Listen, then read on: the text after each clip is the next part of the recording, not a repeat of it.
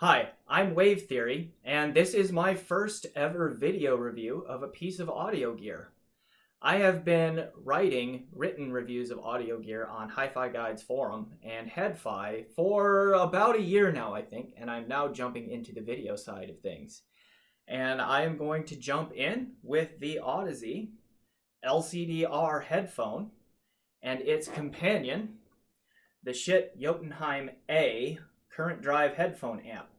These two were sold together as a package for $2,500 US, and they were a very limited edition with 70 units total ever made and 67 put up for sale. So why am I jumping into a review of this product when it is already sold out?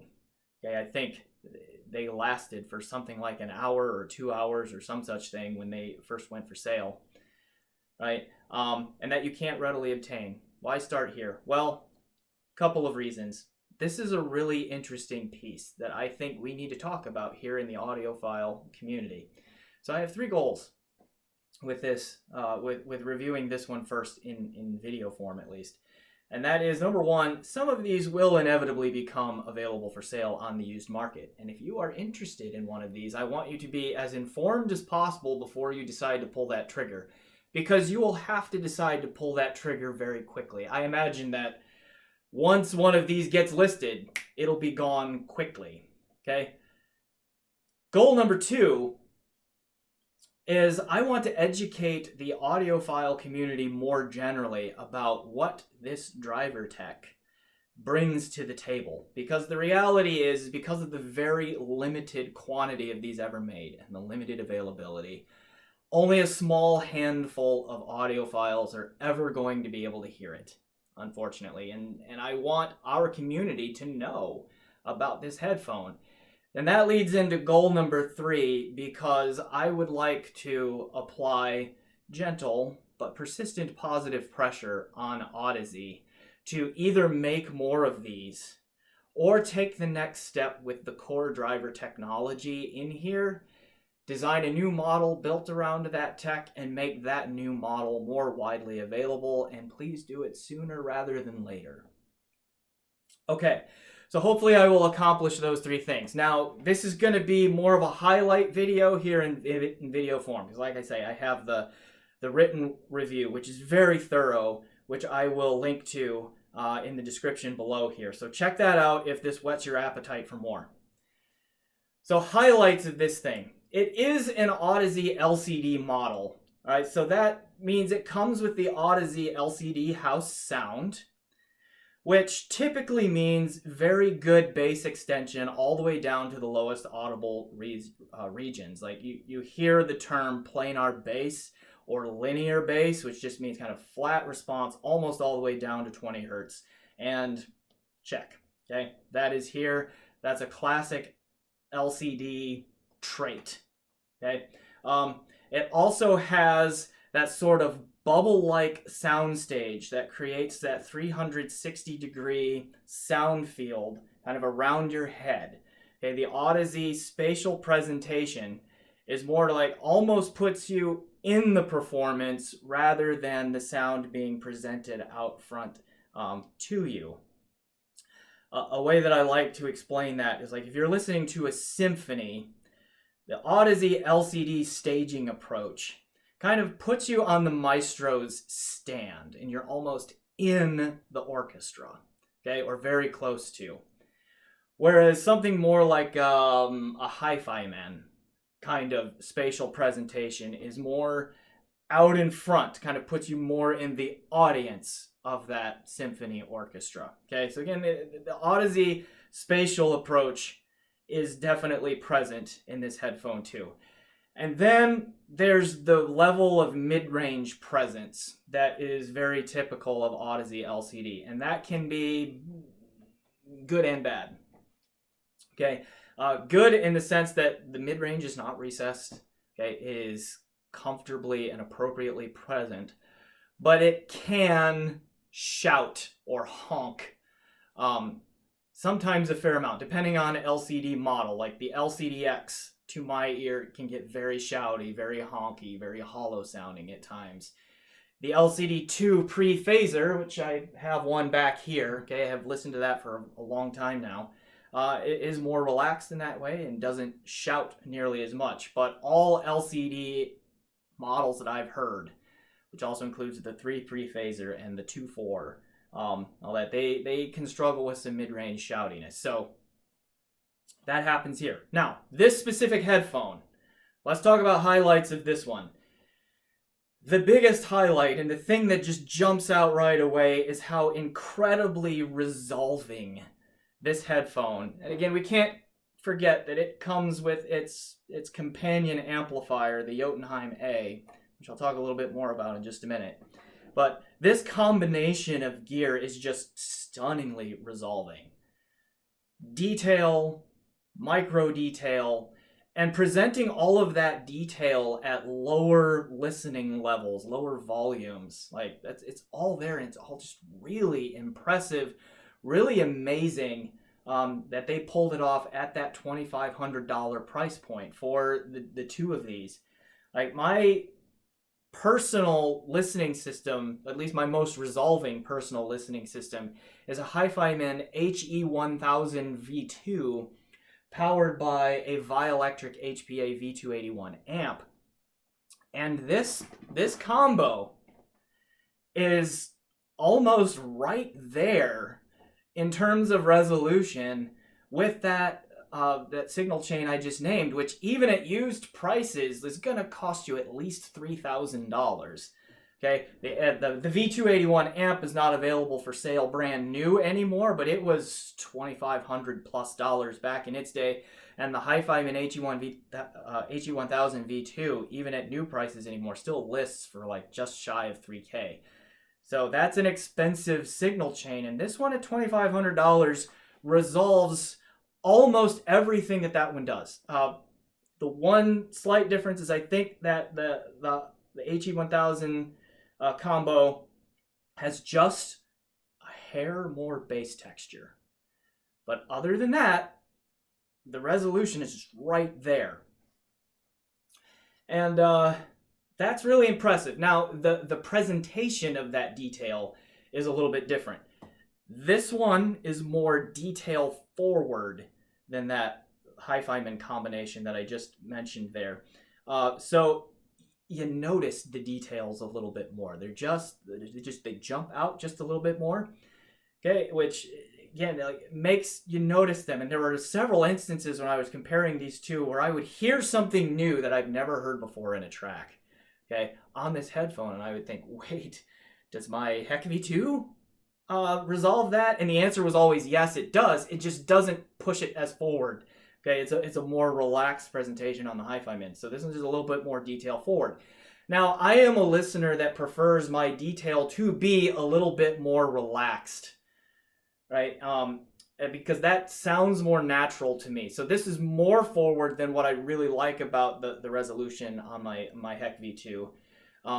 But it's also not too aggressively forward. Like if you're familiar with the Abyss Diana 5, for example, it's amazingly resolving, but just very aggressive and forward about it, to the point where I at least couldn't relax when I listened to that headphone.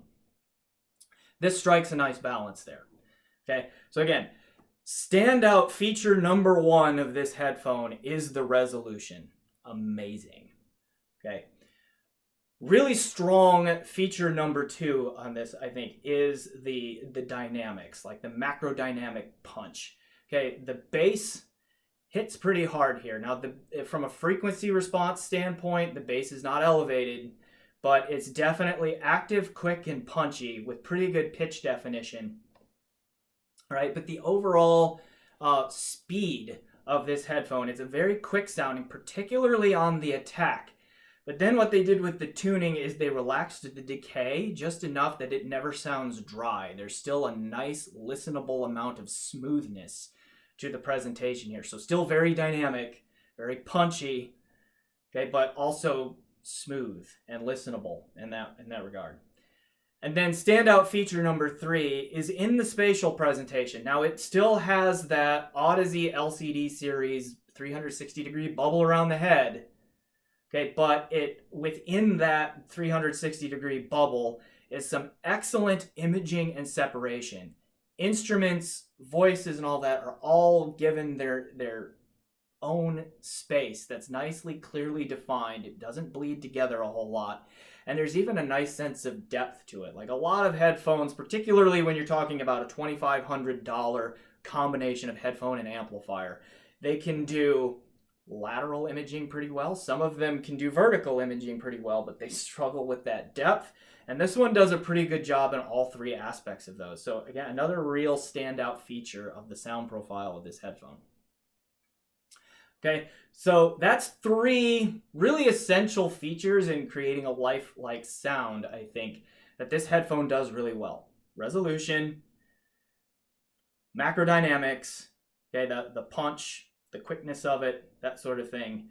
And then third is that imaging and separation aspects of the spatial presentation. All are really outstanding. Resolution more than the other two, but all three of those things arguably punch above the $2,500 price point. Again, resolution on the level of signal chains that can cost twice what this one is selling for. All right, now timbre, kind of like a fourth aspect of sound that I think really aids in like the ability to sound natural and lifelike. And on that, this one is a bit of a mixed bag. And again, this is unmistakably Audeze LCD in its sound and in its presentation. And that, I think, works against it a little bit here in terms of natural timbre. In the mids, there is a bit of shout. Again, it's not as common. Okay, I'm going to say frequent, but I don't mean that in terms of like pitch frequency. I mean it in terms of how often the thing occurs. Like the shout is not nearly as frequent on this LCD model as say an LCD-X. It's probably about as common as it is on my LCD2 pre-phaser. Okay, but it also like because the resolution and the imaging and the separation are so good on this headphone, when it shouts, it's a little bit more noticeable than on my LCD2. Okay. This one it's a little bit smoother and it blends things together. Like it doesn't sound slurred or anything. It blends the imaging, the sonic images and all that together a little bit more. Doesn't separate them as well. And it's also it surprised me, but with the EQ switch on the Jotunheim here engaged, this one actually has a little bit more mid-range presence than this one. Okay. So they shout about the same amount in terms of how often they do it, but this one is just a little bit more distracting when it happens. Now, what I'm describing here, if you're not familiar with shouts, like it's an emphasis on the frequencies in that ow sound. Okay, carried to an extreme, it can kind of sound like hands cupped over a mouth. Okay, and when somebody sings and it emphasizes the ow kinds of frequencies, which can have an impact on vocal clarity. Definitely has an impact on timbre, but it can also make like brass instruments sound honky. It can make pianos and guitar strings and other stringed instruments just sound a little unnatural. And unfortunately, this one does suffer from that a little bit. Now, on balance, the timbre here is not bad. The bass timbre is very good. The treble timbre is also very appropriate for the price. So I would say that on balance, whole package considered, this headphone's timbre, well, and again, let's not forget this guy, but together these have an appropriate timbre for the price point. But that falls short of the standard that the combo sets for itself with resolution, dynamics, and soundstage and imaging and separation kinds of things. All right, a couple of quick comments about the Jotunheim A. It's a current drive amp, okay? This guy, 2 ohm impedance because of that ribbon tech, okay, that Audeze has in there. So they designed a special amp for it. Okay, the Jotunheim A, or at least Schiit did. Okay, current drive. They changed up the connector a little bit so that you don't just plug anything in here. I think that's good from a safety and your gear living standpoint. It's an Audeze. It's a Jotunheim in every other way though, in terms of its inputs, outputs, functionality, and all that. But it also has an EQ switch on it, which is designed to work with the LCD-R. Now, what that EQ switch does is it attenuates the mid-range and treble on this a little bit and creates a de facto bass shelf, which gives this kind of a neutral warm-ish signature to it. And to me, that sounds like the more natural signature than with the switch off. With the switch off, very shouty, very bright, very bass lean, and it just doesn't sound real in any way, in my opinion. So that switch is almost essential, I think, for this headphone. But it has it, and it's built in the hardware domain, so it's easy to use. Okay, it's not like a software EQ that can be kind of a pain sometimes, right? So final thoughts on this. So I think that this ribbon tech, and we can quibble about whether it should be considered a ribbon driver. Probably not. What it really is an ultra low impedance planar driver. Okay, but the point is it's a new twist on headphone driver tech, and I think it's very exciting. I think it is very exciting because what this does for resolution in particular, okay, but then also the dynamics and the spatial presentation, what it does for $2,500 is truly remarkable. Like, this has the potential to really disrupt the market for the better, okay, and bring a higher level of technical performance down in price, like potentially across the board. And I think that's really exciting.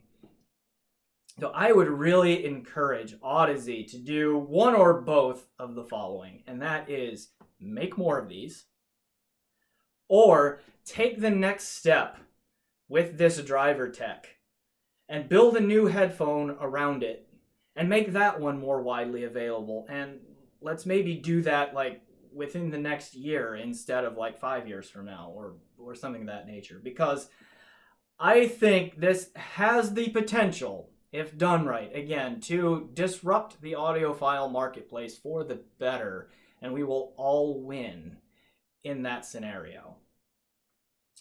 All right, so as I said, this is my first video review of a piece of audio gear. I will put a link to my written work, particularly for this headphone, okay, and with this Schiit Jotunheim A amplifier together, and you can read even more detailed thoughts on all of this, including some more of the build and ergonomic things.